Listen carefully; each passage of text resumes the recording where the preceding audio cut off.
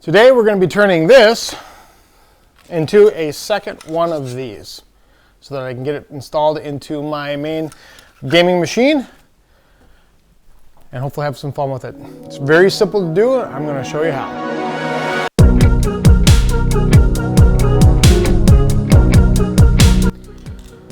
This actually is quite the simple process. Did the first one just to make sure how simple it was and that I know how to do this to show you on video. First things first, always got to have a good knife.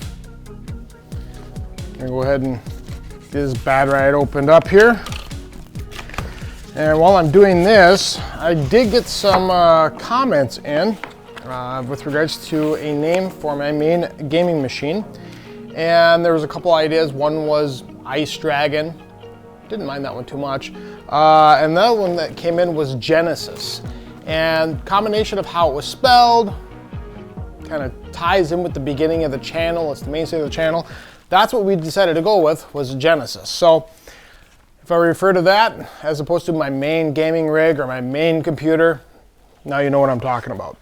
So we've got here our Hydro Copper block that comes from EVGA. This thing is fairly heavy. It's extremely overpriced. Can't fix that because it's still the only thing available for the EVGA RTX 2080 Ti for the Win 3, unfortunately. EK's has been listing as coming soon for, well, a month, so I'm not really sure what soon is to EK. Apparently it's relative. This is basically how it looks. Comes out. We got the plastic that does need to be removed, and I will give you a close-up of what the back is. They've already got the thermal pads pre-installed. That's kind of nice because you don't have to do that. And then also comes with their items that you're going to need to get this all installed. Bracket, some pads, instructions, which I would suggest that you look at. They're very simple, but you, and I'm going to be using them today. They are needed. They give you a Allen key that you'll need for the stoppers. Other than that, it's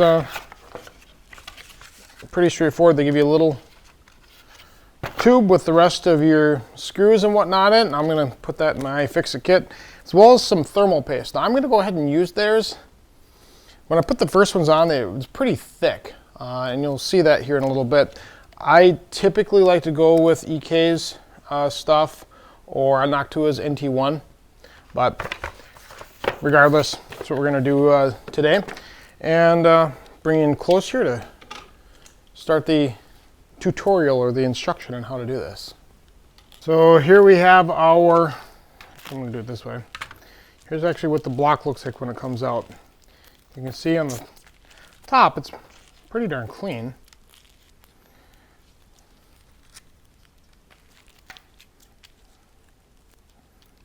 And to get these cellophane off here,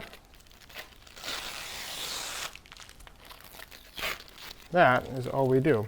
But I'm glad that they do it again, so you get the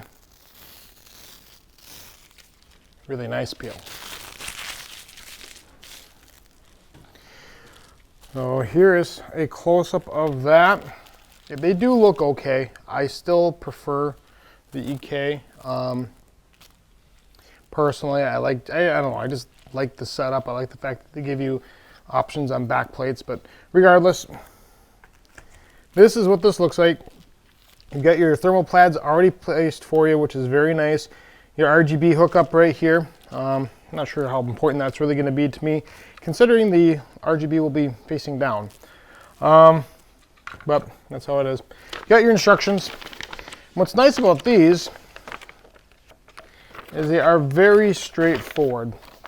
They're just literally right in order. They tell you exactly what's in the package, which really does help. And then I like my iFixit kit. Now, I like a couple things about this. One, I do like that when I got this magnetic plate, I use that for my screws. along with the top portion for its tray. Okay, so first things first. Wants me to remove, I'm going to actually move this out of the way because I don't need this quite yet.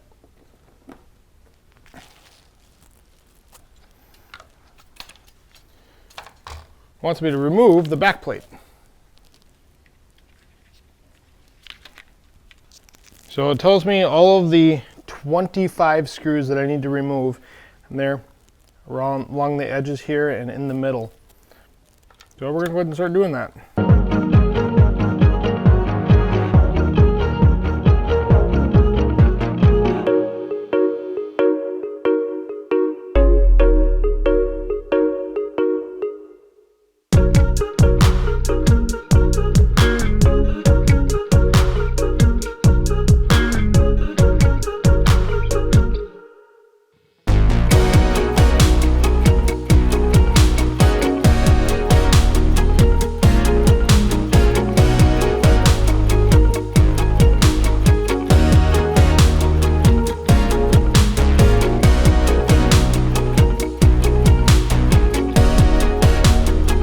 Okay, so now it wants us to go ahead and carefully remove this.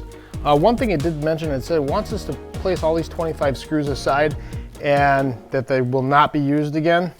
It's interesting that they can't reuse their screws, but we'll see in a little bit here as to why.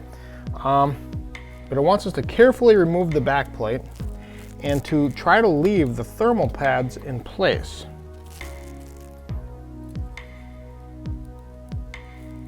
So when we're removing this back plate, don't be too scared of it, but it does stick pretty well. And as you can see, a couple of back plate or thermal pads did come off onto the PCB. So we're going to go ahead and take these off, put them back on the back plate. It actually wants us to reuse those later, which is really important. This one we're going to put right back here.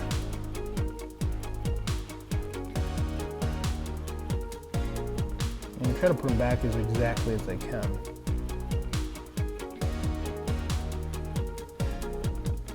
Oh, there we go. Okay, so your back plate looks like when it comes off. So we're going to use those later. I'm just going to move this off to the side. And then the next thing it wants us to do is remove the bracket. So now first off, that is something that we're not going to use again because I'll show you this one here. As you can see with this, I want it to be nice and thin and looking good and with a 2-slot bracket as opposed to a 3. So I've actually, again, another item to purchase from EVGA in their attempt to upcharge people as much as possible. This with the Hydro Copper kit, especially considering the cost of $200. It's just insane. Anyway, we're going to use this in place of this when it's time. So now it wants us to go ahead and remove these screws here. Now we got to be careful when we're doing this too, because the challenge is we don't want to tear any cables off or anything when we are taking this all apart. Now these screws we will reuse, or some of them.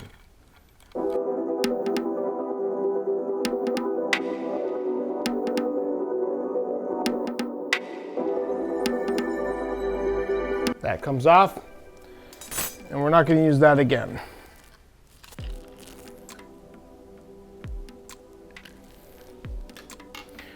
Next, we're going to go ahead and remove the heatsink and the fan.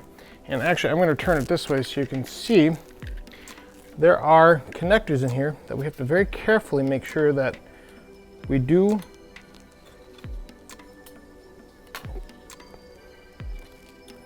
remove without putting too much force or breaking them.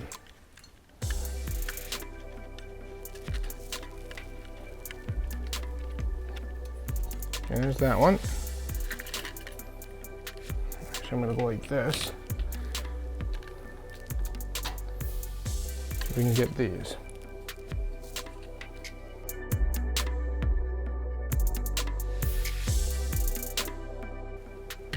I even bleed for you guys. Holy buckets, these fins are sharp. Okay, there is our heatsink and fans. Thing's just freaking massive. I will clean that up for storage later. Now,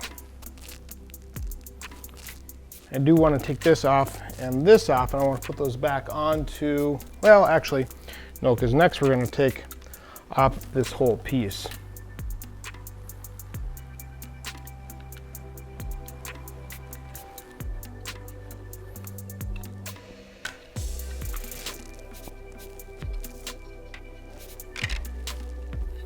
And don't be scared of it. It does stick because of the thermal pads and the unbelievable amount of thermal paste they do put across the VRMs there that we are going to need to clean up.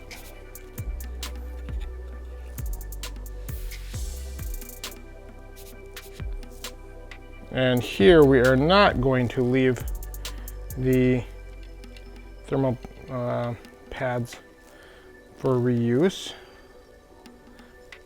I am going to put them back on here. Again, for storage for later. In the event I ever need to take this apart. And if I ever want to take the block off and reuse the fans for some reason. Next comes the cleaning of the mess. So we gotta get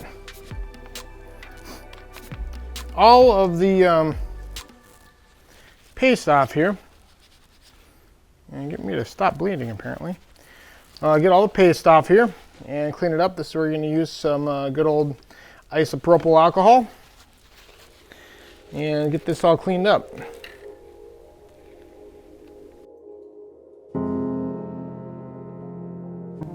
One thing I do want to do to make sure I don't scratch the hell out of this board is get it on a soft surface.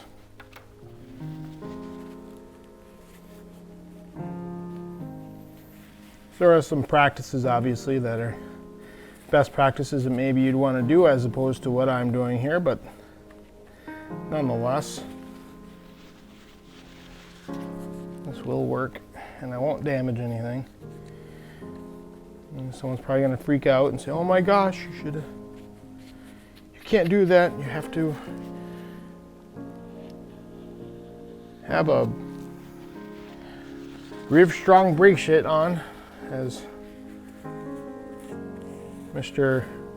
Lyle would say, Kyle's alter ego, but I'm not going to have any Riv Strong bracelets today.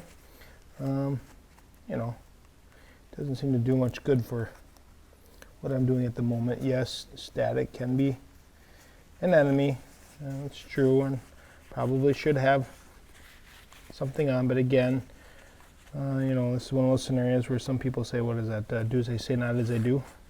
For best practice anyway.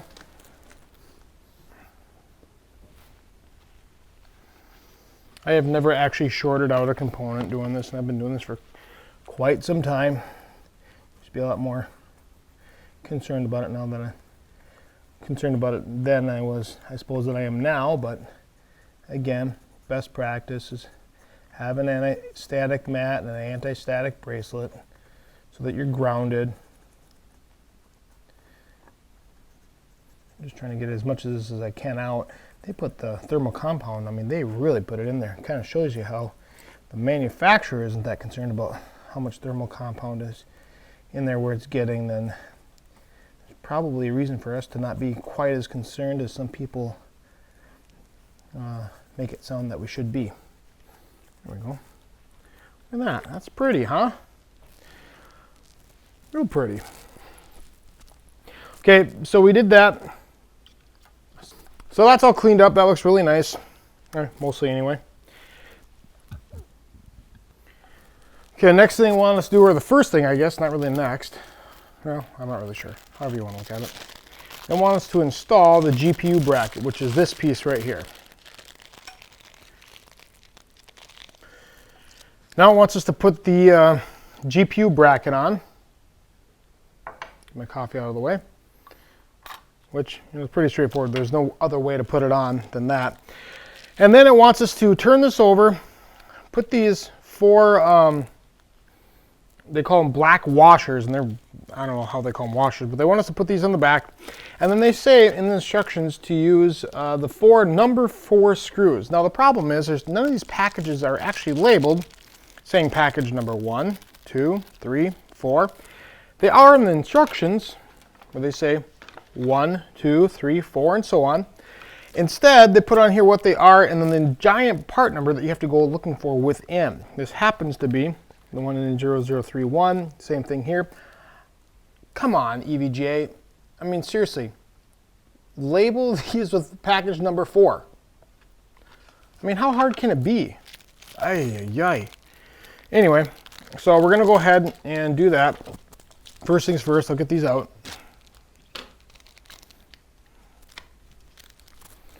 Throw that in the garbage. And I'm actually gonna get these ready as well.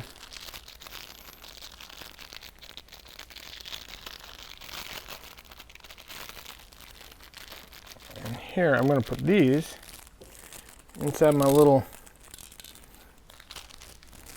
top piece. Okay. Wants us to turn this over. And actually, you know what? I'm going to get these ready here.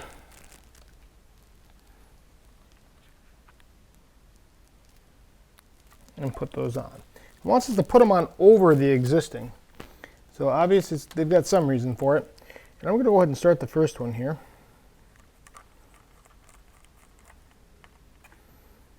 And we're going to rinse and repeat. Now you don't need to screw these things down super tight. You can damage components, the board, strip screws.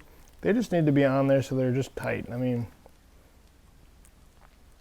so they stop basically. You just don't need to have something so that no one can ever unscrew them again, because again, when you do that, you're more likely to damage things than you are anything else. There we go. Ooh. Man down. You notice I'm not really putting much pressure here. I'm just tightening them down to where they're on, as I'm bleeding everywhere. Because gosh darn it, I'm in this for you. Bleeding for you. Ah, where'd it go? Rogue washer. Frankly, these aren't really washers, they're stickers. And they're pains in the freaking arse. And a little plug for iFixit toolkit here. They do guarantee their bits for life. I mean, that's amazing. They're not very expensive. I'll actually put a link to their toolkit in the description below so you can take a look at that. And they are magnetic tips, which is nice.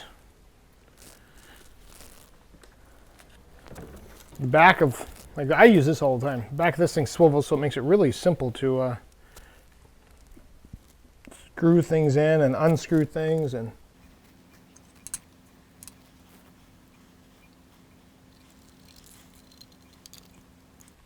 there we go. So that's in. That's what the GPU bracket looks like installed.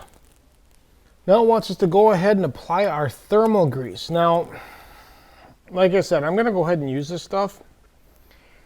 It's thicker than I would personally like. I'm more of a fan of the, I mean, this stuff is like, the hell's that stuff called? Silver. I'm just drawing a blank at the moment. It's not the NT one that I like to use, which I guess is fine, but it is supplied by EVGA. So if they're using it, they got a reason that they use it, and we're going to go ahead and apply it on here. I'm not too concerned about over applying so much. They do give you more than you need, like a lot more. Oh my God, that's so much. Ah. You know what I mean? I mean, that's a lot of thermal paste. It is thick. That's the only reason I went with that much on the first one. I actually took apart the first one too, just to see how much overage coverage I got. But wow, this stuff is crazy. All right, now I'm gonna go ahead and remove our wonderful little plastic protectors for our thermal pads. And because some of these things are barely on there, that's why I like using the tweezers to make sure that they're still in their spot and I don't just rip them off.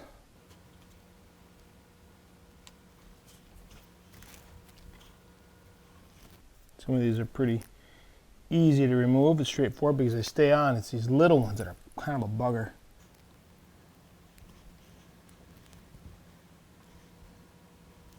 And as soon as you can see, it kind of got moved a little bit.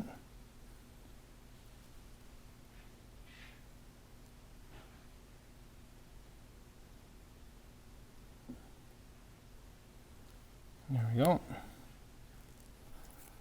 All right, so that's what that looks like, ready to be installed. So what I'm going to do here, I'm going to turn this around so you can see where we're going to start. So this is going to end up being on here like this. All right. This is the plug for the RGB, and it is seriously a pain in the ass to get put on, but we're going to do it. Now, to do this one, I'm going to go ahead and grab the box because I need something that's got a little bit of height to it so I can get this on an edge. This is the only thing that I found that kind of worked. This thing really is not fun to do.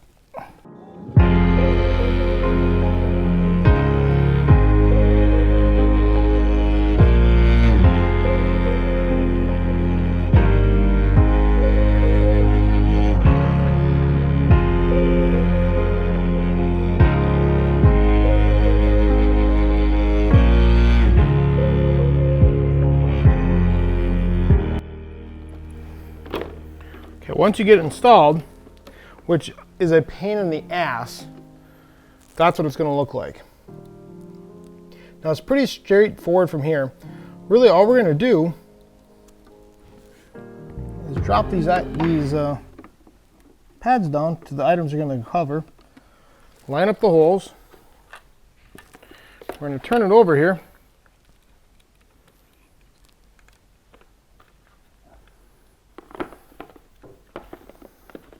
And start our reassembly.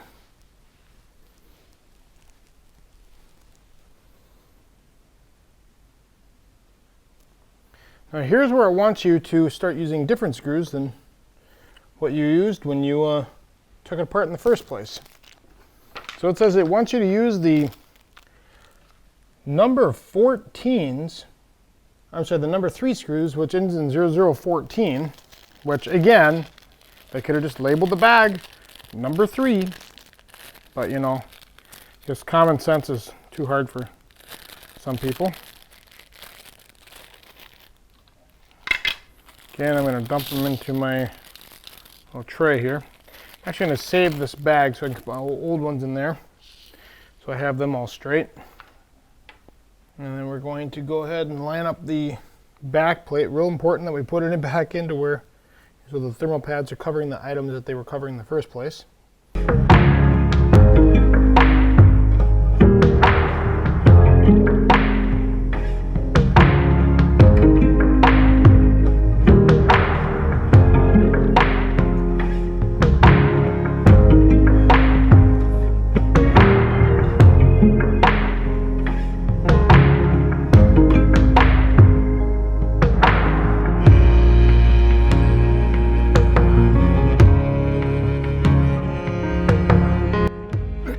Okay, I left these off for a reason because we got to get a bracket on here. So, first things first, I'll take that one.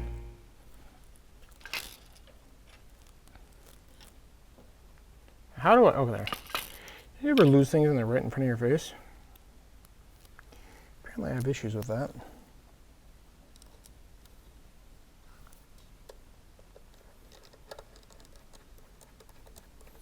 There's that one.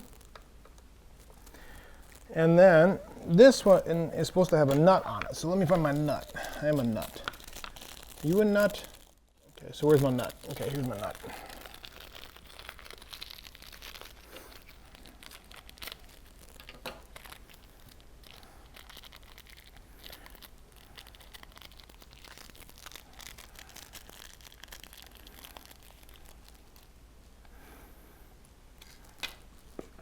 So this is going to go right here.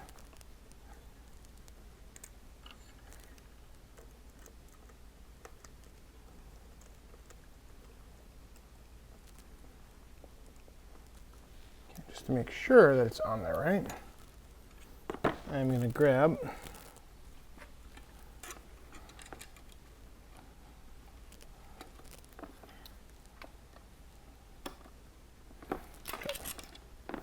that's on good.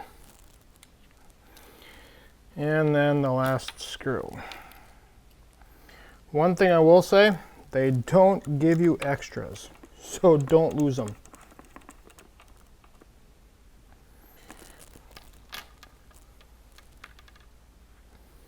And that is what the finished item looks like. Now, I still need to put the screws in the end. I'm going to do that, and then we'll wrap this up. So here's our finished product. As you can see, it look good for what they are. Again, my biggest disappointment is the fact that they don't have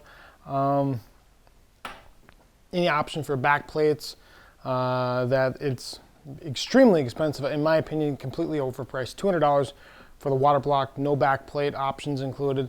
Just is insane. I mean, EVGA will probably sell this thing for $150 to $170 without a backplate, and then you can at least purchase a backplate. So I'm frustrating over that. But I did want to show one other thing.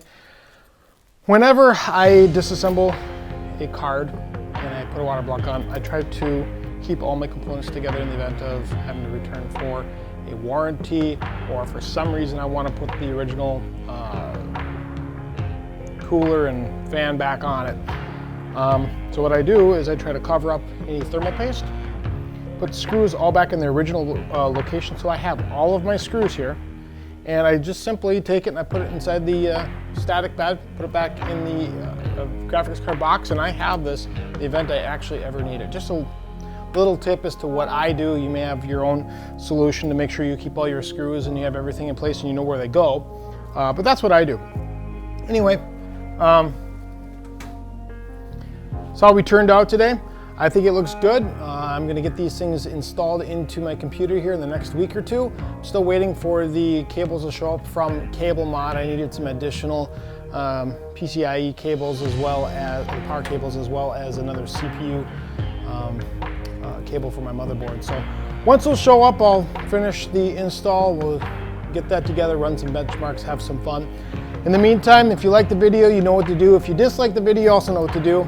Please hit subscribe, share, and if you've got any comments or want anything me to touch base on, please leave a mention down in the comments, and I hope you have a great week. Thanks.